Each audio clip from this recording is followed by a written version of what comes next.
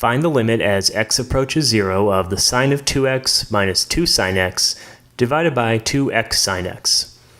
There's a lot of signs here. So let's see, what can we do with this? Well, we could use L'Hopital's rule here, but I'm not going to do that. Instead, I'm going to try and use these already established limits. The limit as theta approaches 0 of the sine of theta over theta equals 1, and the limit as theta approaches 0 of the cosine of theta minus 1 divided by theta equals 0. Now I know I have x's here, but you could replace x with theta, and it'd be the same idea. It's just a dummy variable. So the goal is to try and get this thing to look like one of these things over here. And we're going to have to use a little bit of algebra. So the first thing I'll do is try and rewrite this. So I have the limit as x approaches 0 of, well, one thing I could do right away, I see I have the sine of 2x.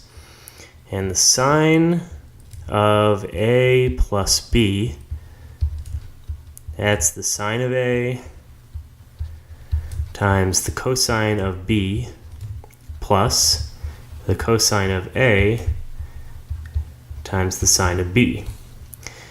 Now if I make a and b both x, this will be x plus x, or 2x, and that's going to equal the sine of x times the cosine of x plus the cosine of x times the sine of x. And these two things are the same, just the order reversed. So that's 2 sine x cosine x. So the sine of 2x is the same thing as 2 sine x cosine x. So let's use that right here. So I'm going to rewrite this as 2 sine x cosine x, and I'm going to leave everything else the same. So this is 2 sine x, and it's divided by 2x sine x.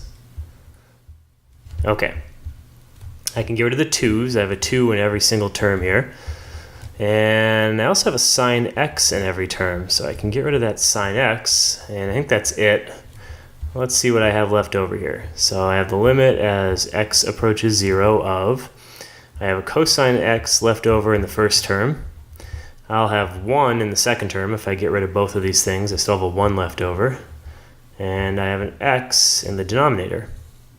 And look, this is the same thing as this limit right here if you just replace theta with x.